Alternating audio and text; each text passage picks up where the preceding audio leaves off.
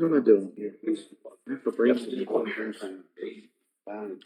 All right, I'll call law and rules to order. Mr. Gray, if you would, please. Thank you, Mr. Chairman. According to the State Ethics Act, it is the duty of every board member to avoid both conflicts of interest or appearance of conflict. If any board member has any known conflict of interest or appearance of conflict with regard to any matter coming before this Law and Rules Committee today, please so state the conflict and appearance of conflict and refrain from any deliberation and vote in that particular matter. All right, thanks, sir. Last Law and Rules, we had a lot of things to discuss. We dealt with issues like the going to new registration cards and virtual classroom size, those kind of things. So this is a light schedule today. Nothing new has come up that I'm aware of. Nothing important. We never really addressed I don't think we really addressed the use of the less lethal weapons that look like real weapons, and I don't know what we can do about that anyway. We discussed that last time. We're kind of a bind. So, Mr. Gray, I know we have some things in the attorney's report with the rules. If you would cover those for us, please. The last meeting, you approved amendments to 4 different rules.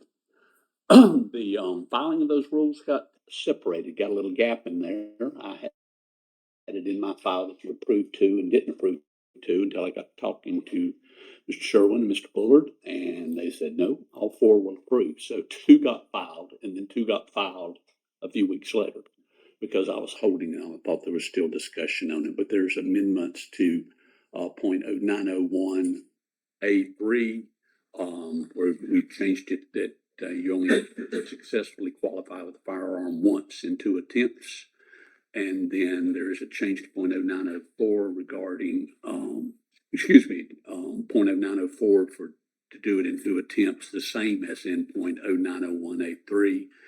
Then we also amended 0.0707 to cap at 35 the number of students attending the unarmed training, regardless of the format it was being taught. If it was virtual, it was open-ended, and the decision was made to cap it at 35 regardless.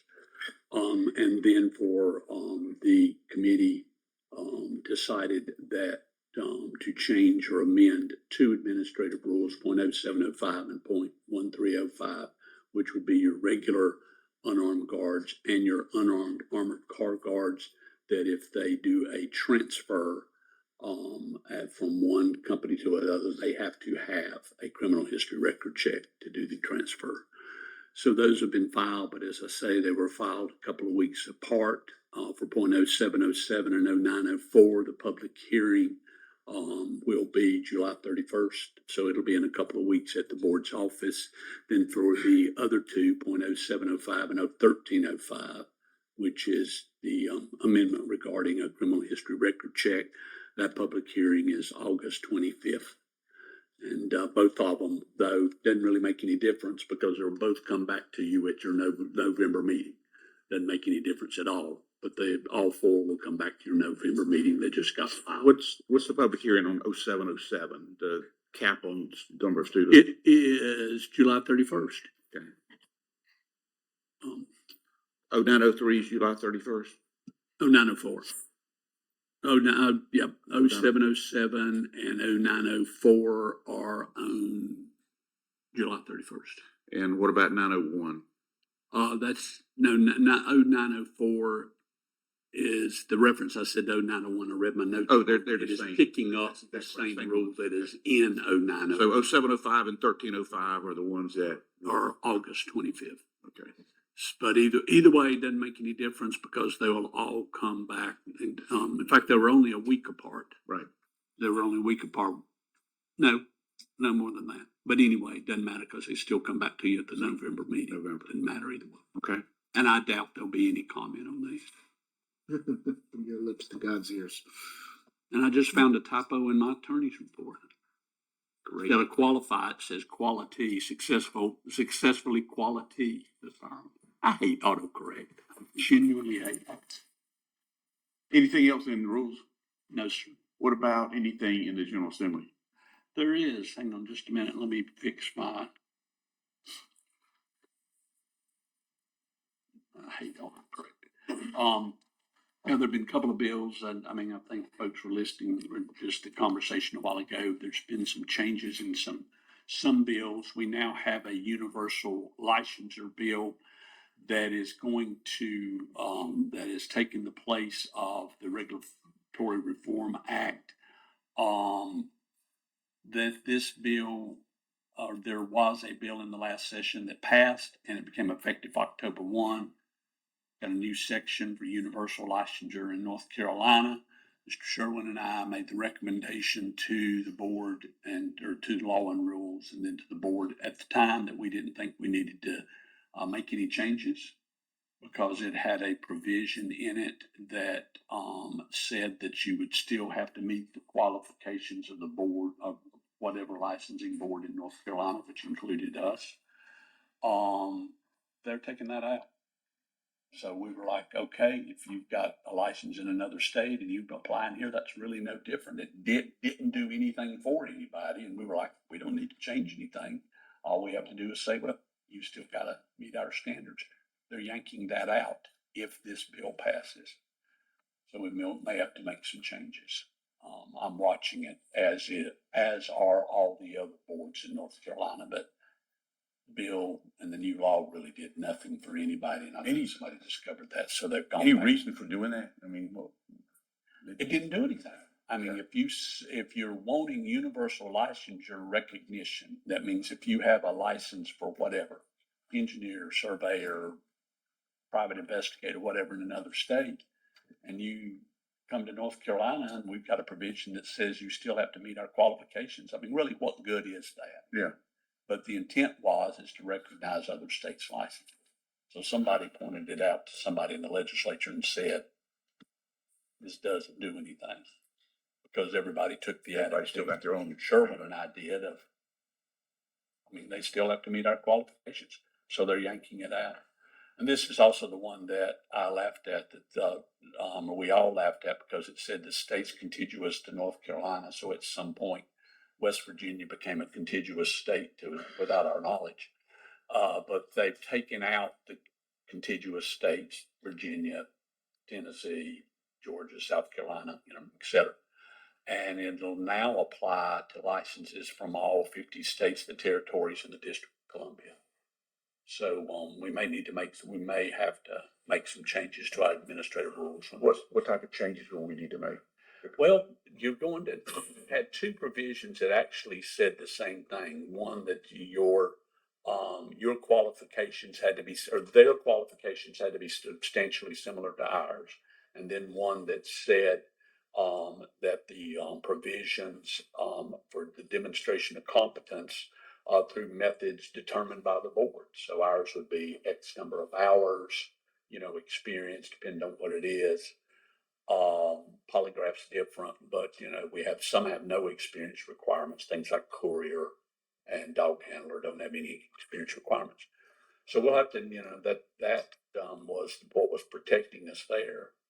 So we'll have to see if there's some way that we can still keep the quality of our licensees up compared to other states, but they're taking that definite language out. And if this passes, we will have to accept a license from another state at face value if they apply. Still have to pay the fees. Still have to do our continuing education, etc. But we'll have to accept it at face value. Who's sponsoring that bill? I'll have to pull the bill. I just wondered if you knew it offhand. What about the armed security? Would they still have to meet our qualification requirements? Wow. I don't think so. That's what I said. We'll have to take a close look at it. Yeah, please. But it's got a lot of folks that do what I do for a living, as well as directors, executive directors, administrators, whatever title they have, the equivalent of Paul, are concerned about it. But that's the intent of it, is to make it universal, that you can go from one state to the other.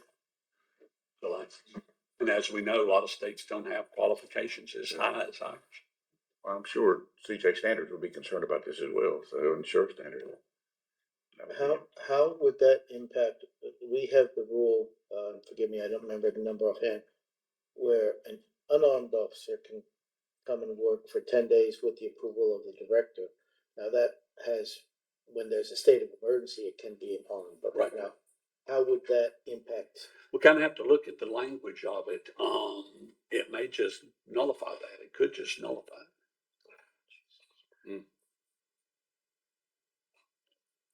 This is a national trend. I'm getting ready to leave tonight, speaking tomorrow at a group, but this is, and I'll learn more about it, but this whole universal licensure thing is a national trend. And it's also upset the compacts that they have created that started out just in the medical areas, but are branching out into other non-medical areas, but the compacts that states have with each other to recognize their law. But to do that, they have created a standard that everybody must meet in order to be a member of the compact. There's a nursing compact. It was the first, but you have it for a lot of other medically related fields, but it's also branching out into some other things. But this is going to disrupt. I guess that would apply to attorneys too. So if you're a lawyer somewhere else, you can come in here and practice without dealing with a North Carolina bar, or they would have to. No, you can't do that.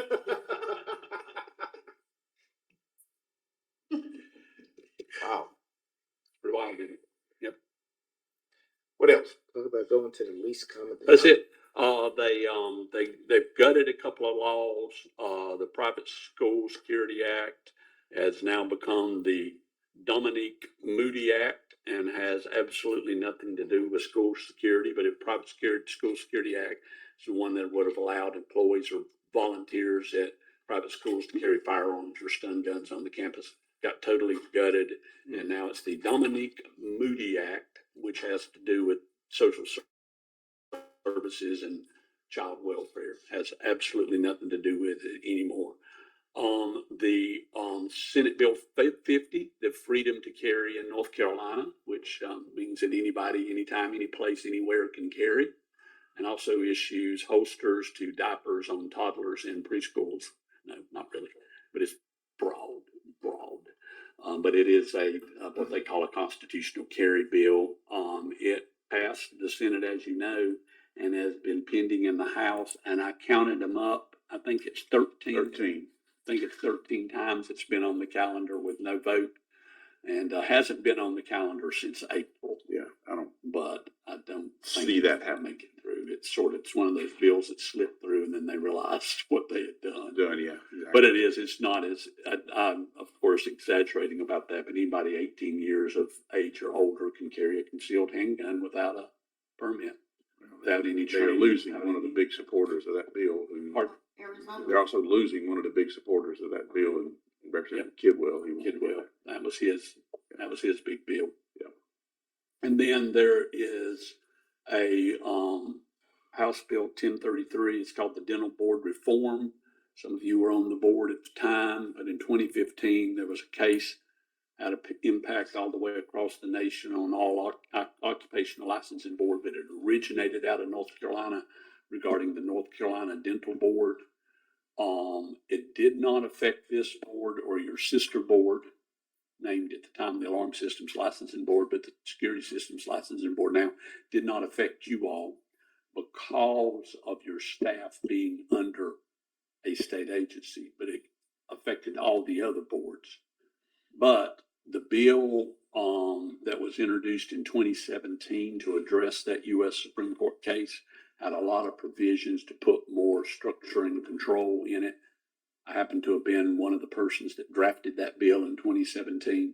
So when we did your modernization bill that just passed and went into effect last year, I put a lot of those provisions in there.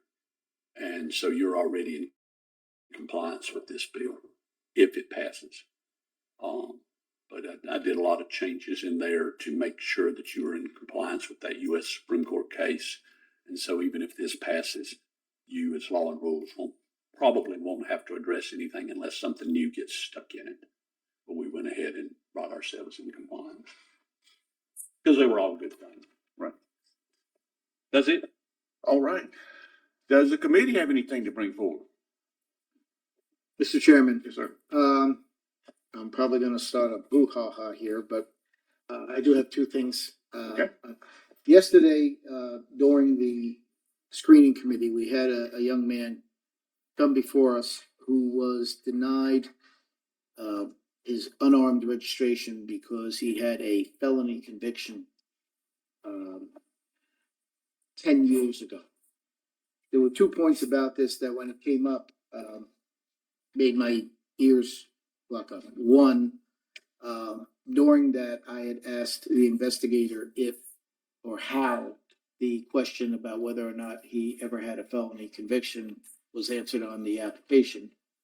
And it was very clear he had no clue. He had no clue that that was even there. Okay. And it started me thinking. Back in the day, when everything was done on paper, the applicants would actually make out the app and check off the box. And one of the reasons that a person can be denied a registration is providing false information on registration. Now, under Permidium, the only people who can access that is either the licensee or the designee. So the applicant never sees it. And if he does see it, after it's printed out and you sign it and you give it to him to have a copy, it's already fired. So we have a problem. I think we have a problem in that we are on our application asking the applicant to tell us, and if he answers wrong, he technically has Falsified. Oh, thank you very much. Yeah, another 5 cups of coffee, I'll be able to process. It's okay. Um, I'll help. has falsified information. The second thing, though, was the person who was acting as the QA admitted, well, that was probably our fault. Just didn't look. And I'm like, wait a minute. You can't access Permidium to file a registration until you have a CRC. So there's no way he could not have known that felony conviction was there. So I think, as a laws and rules, maybe we need to look at, is there some way that if we're still going to hold the applicants Accountable. thank you for that. Boy, everybody's jumping in on me today. Jeez. We have to come up with some way for them to, see that. Yes, we have an affidavit that they signed, but still they don't actually see the application until it's actually filed. Also, my question is, if the records check was done, where was the QA in not putting that information on the form? Well, that's during we were concentrating on the individual. Sure. And the QA did say, well, that was obviously our fault. But, okay, so it's your fault. So what do we do going forward to assure that the QAs do look at the report, before they check those marks? And is there some way that we can give the applicant the ability to see before? I mean, is there, and then, Paul's looking at me like, oh, but I mean, is there a way that, because I can't even print out an application until it's completed. I can look at it, I can save it, I can go back and look at it, but I can't print it. Is there some way maybe that we can get a printout beforehand and then maybe a checkbox that, the registrant has actually seen the dang thing? Or just like with the affidavit, we have to upload the affidavit. Can we somehow maybe print out the registration, have everybody sign it, and then upload it? Okay, there's the smile. There's the smile. You tell me. Or That's no extra work on us. it's, Oh, the guy No, fill out it's a computer problem. To me, the easiest thing would be once the QA uploads the application, that it automatically sends an email to the applicant, and the applicant has to go in and verify the information. Because it's just like, But it's already been filed. Once it's uploaded, it's filed. I can't change it. I can only delete it and restart, or right. Because it's kind of like when you fill out something from the bank, the bank person fills everything out, then it sends you an email, you go in and you log in with your own login and password, verify everything's correct, and then you hit sign. You sign it saying that everything's correct. Now, from an operational standpoint, staff is gonna look at that CRC report.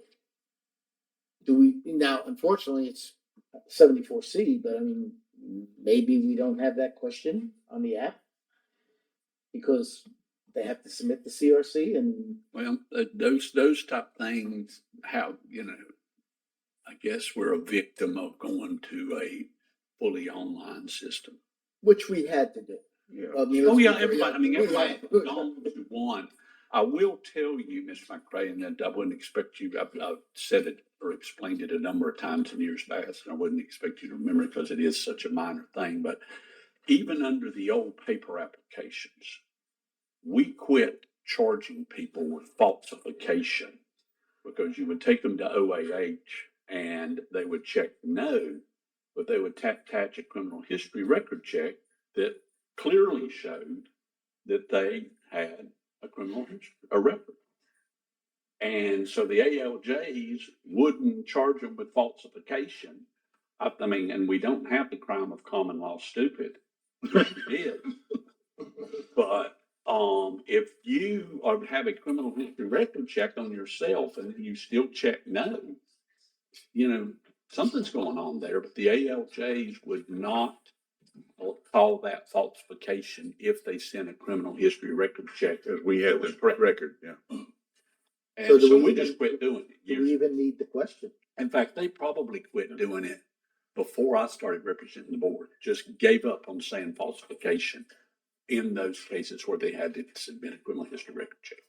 But it is interesting to me that a company would be hiring somebody and filling out a form without at least asking the person, which I think this gentleman that was here yesterday was honest. He seemed to be honest. He didn't have to, he was very, very quiet, but he seemed to be honest.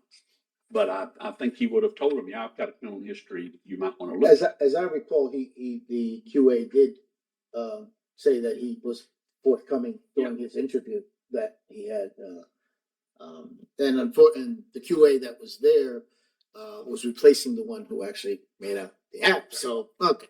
But still, to me, it just leads to You can pass it. You can pass an administrative rule that instructs whoever the designated person that enters these to determine if it's accurate prior to submitting the application. You could do that. Put the onus on the person who is filling out the application on permitting that they must verify that they've verified the information is correct. I know that sounds weird, but they're verifying that the information they put in there that they've verified it, because it is, I mean, it's just a fact of life, the fact that someone other than the applicant is actually filling out the application. So they have to verify it. So you put in there that I have verified that this information is correct with this applicant for registration or whatever. Would that be something we'd add to the no, it'd be separate from the affidavit and public notice statement, right? Right. They have to put in there that I have verified that this is true and accurate. There's already a verification in there. But whether they do it or not, I think it's probably still going to slip through.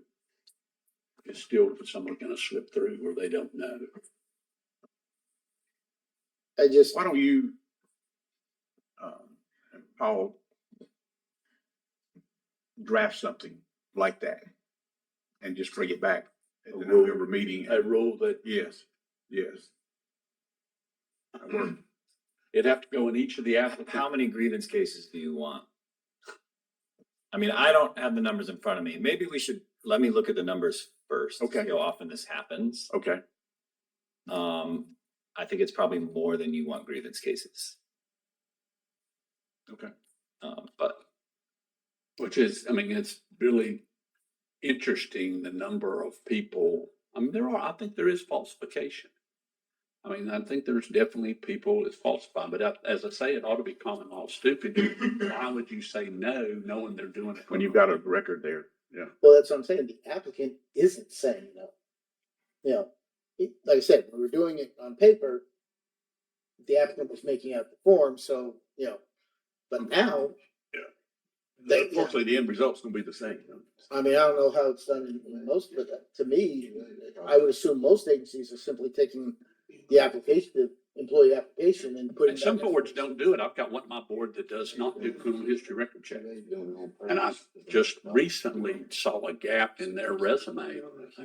And I ran a criminal history record check. The person spent 7 years in an orange jumpsuit for vehicular homicide or driving while impaired, and second degree murder. Had a little gap in there, sort of got to check that box. But I was like, why do they have a 7-year gap in their resume? But, some of them don't do it and some of them lie. I mean, that's a pretty big lie. It's hard to say I forgot. I'm just not sure how relevant the question is because we have your criminal history in front of us. Okay, so what would be involved in removing that question from the app? Isn't that a 74C requirement? I don't think I so. I didn't go that far. I don't think so. I think it's probably just a carryover from when the application was created in 1982. I don't know. The requirements for somebody to be registered is, you have the, inside of. Good moral character and then the list of crimes, but then Right, but there's you also also have- other crimes in there. So we've got the right, plus we have the statutory right to run a criminal history record check. Right, but it mentions, felony, misdemeanor, involuntary, commitment and traffic. If we don't need, now, involuntary commitment, that wouldn't show up on a CRC, but if we don't need, if we're gonna have the CRCs, do we really have the question for the, And always, Felony or anything traffic. about mental health and stuff always makes me a little squeamish. oh, here's the living down outside.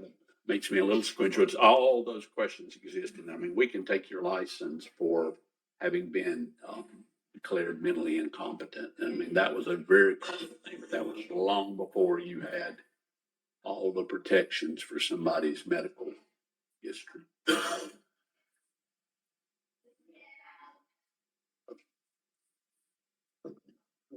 Look at her numbers. Let's see where we are. Yes, sir. Ms. McCray, did you have a second issue? I did, I just hesitate not to get on Mr. Paul's real bad side. 0703, list, Which one? Hmm? Which one? Which Paul? the director. But 0703 lists out the qualifications, and there's a statement there about a prima facie evidence of poor moral character, and it states there that it's if any of these have occurred within the past 5 years. And again, what came out in the in this hearing yesterday was that the policy that the staff follows is if it is a felony within 15 years. So my question, and I asked the director about this morning, and I don't know that there's a actual, how do we go from 5 to 15? Now, I'm not opposed to, but I'm just, here we have it in writing, anything within the last 5 years. It doesn't say we can't look beyond 5 years. Does it only deal with moral character? I don't have a 703 in front of me, so I Hang can't on, look at it. hang on. Yes, more than It that. says shall be moral character or tempered habits. Okay.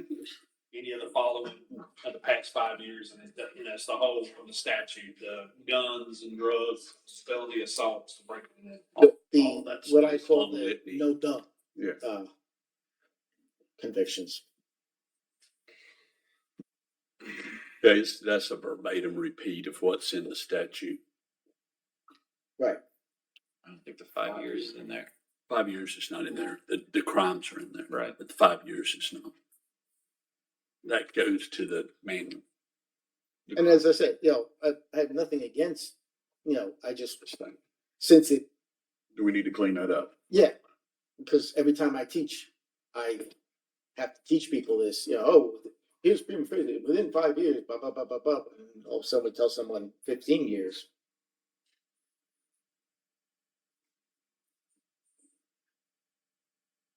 It would be nice to clean it up because,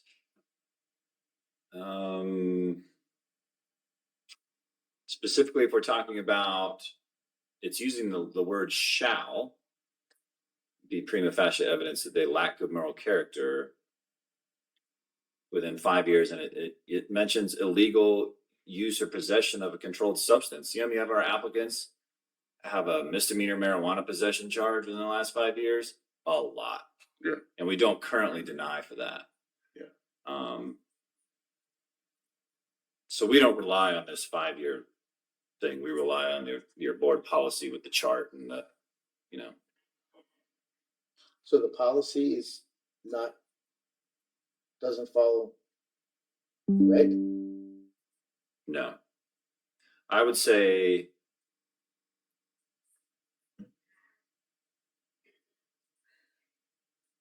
Did I just? the 5 years the policy is going to encompass this regulation. For example, if you have a Well, it does follow it. It's just the amount of time that they're denied for.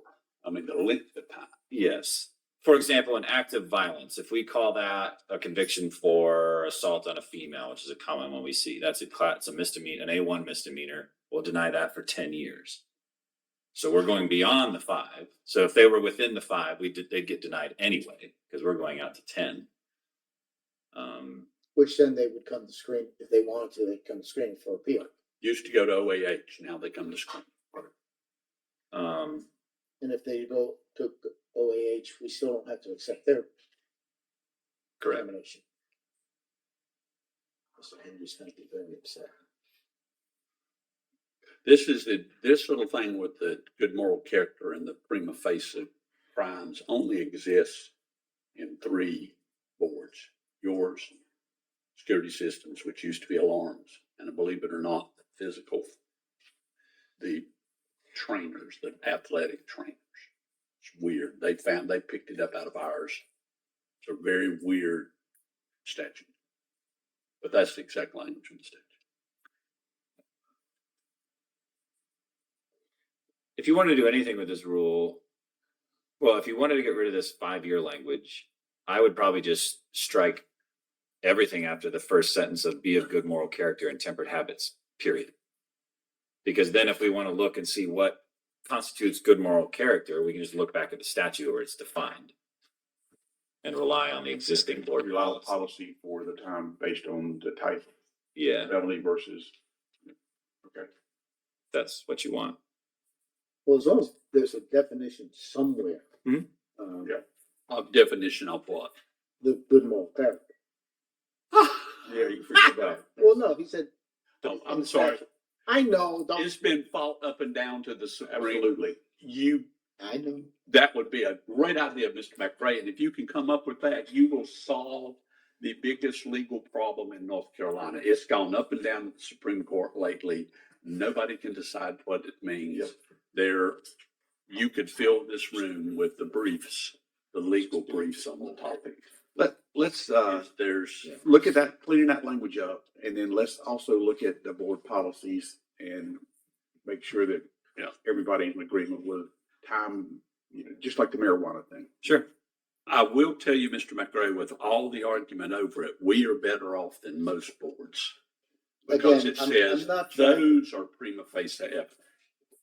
Those are prima facie, meaning if you have one of those crimes, you lack good moral character by statutes. We are far better off than all of these. Every board in North Carolina has good moral character as a standard. When I teach the course and I get to this section, I have the same line every time. I call these the no duh convictions. I mean, really, somebody's convicted for illegally carrying a gun. We're going to let them be a security officer? No, duh. These are just, Right.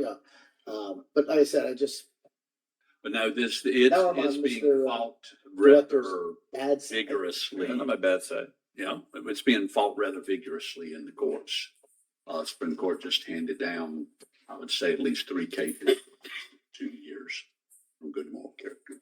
I fought that on the CJ Commission for years because there is no time limit on good moral character. You could find and take a certification today and they can come back at the very next meeting and say, my character has been restored. And we had that happen. And then the Supreme Court has said that now. Yeah, exactly. They've said that now. And it's not just one thing either. It's not just one instance. It's a mess. In right both now. my stints on this board, I've been on screening, and I can't tell you how many times Oh, I know. we've had people come before us who, when they were young, dumb, and stupid, got something, and now they're, 35, a deacon in their church, and yet they were denied, and they come before us, and it's like, yeah, okay. Let's look at that language and Well, that's what the process look is at the for. Sure, yeah. That's what the process is for, and we have a good one.